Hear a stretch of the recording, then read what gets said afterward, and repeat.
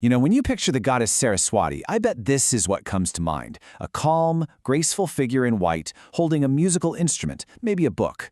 She's the icon of knowledge, of music, of all the arts. But what if I told you that serene image is just the end of a much wilder, more ancient story? A story about a transformation that might just change how you think about knowledge itself. Take a look at this quote. It's from the Rig Veda, one of the oldest texts in the world. And listen really closely to the order of the words. Best of mothers, best of rivers, best of goddesses. That's not a mistake. That word, rivers, is a massive clue. It points to her original identity, a dual nature that is the key to her entire story. And that's the big question, isn't it? That's the mystery we're going to unravel today. How does a real physical thing, a roaring river you could actually see and hear, become the very idea of wisdom, of art, of speech? It's an incredible journey. So let's follow that current. So, here's how we're going to do it. We'll start with the goddess we know today, then travel back to her wild origins as a river. We'll watch that amazing shift from water to wisdom, decode all her symbols, see how her influence spread all across Asia, and finally see how she's still a part of life today. Ready? Let's dive in. Okay, first things first. Let's start with the familiar, the Saraswati that millions of people revere right now. Today, she's the goddess of, well, the entire spectrum of brain power and creativity. She's the one students pray to before a big exam. She's the one artists and musicians call on for a spark of inspiration. And her reach is huge. She's a pan-Indian deity, showing up in different but related forms in Hinduism, Jainism, and even Buddhism. All right, now let's rewind. To really understand her, we have to go way, way back, over 3,000 years, to the time of the most ancient Hindu scriptures, the Vedas. And this is a whole different picture, right?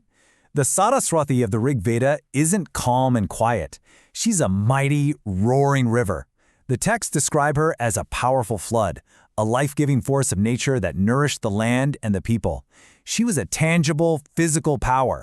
And get this, the clue is hiding in plain sight, right in her name, Saraswati. It literally means she who has pooling water. So her very identity from the very beginning is completely tied to water. It's who she is. So the big question remains, if she started out as this massive river, how in the world did she become the goddess of knowledge? This, for me, is the most amazing part of the story. It's the moment a physical thing becomes a profound idea. And this, right here, shows you exactly how that shift happened. See, it's believed that over the centuries, the physical Saraswati River actually began to dry up.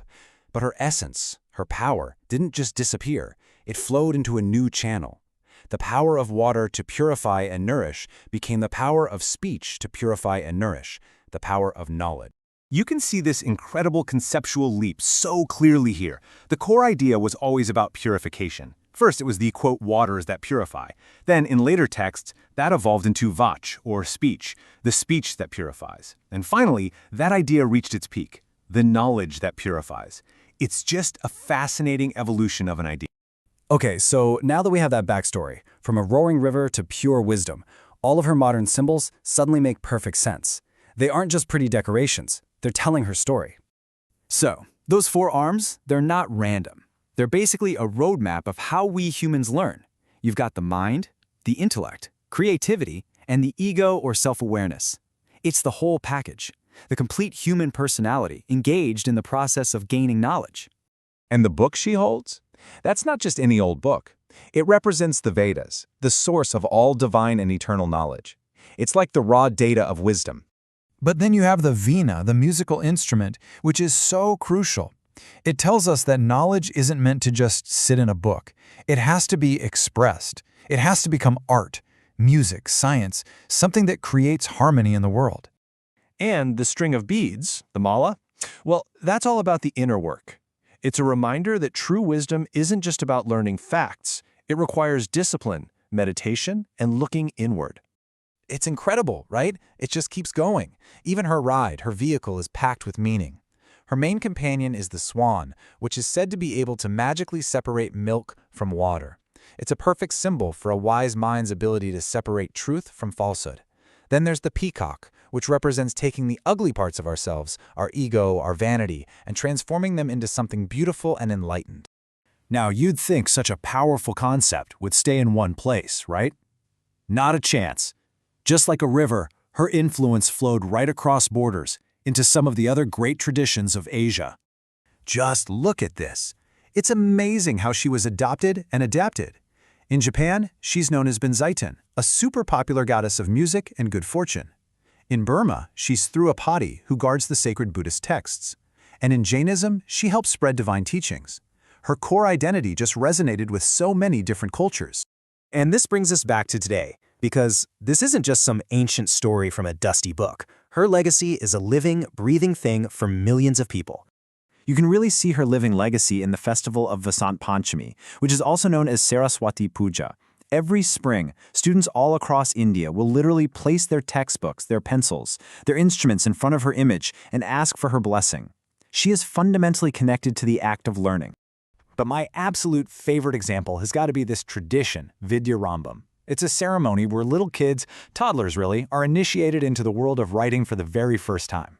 An elder will gently guide their tiny finger to trace their first letter in a tray of rice. I mean, it's just this beautiful, tangible moment connecting this ancient goddess directly to a child's very first step in their education. So what does this all mean in the end? I think the story of Saraswati is so much more than just a myth. It's a powerful metaphor for what knowledge really is. If wisdom began as a river, maybe that tells us that it's not some static thing you can just own or lock away. Maybe it's a current, something that has to flow from me to you, from one generation to the next, to actually stay alive and have power. A river that stagnates dies, right? But one that's allowed to flow freely, purifies, and enriches everything it touches.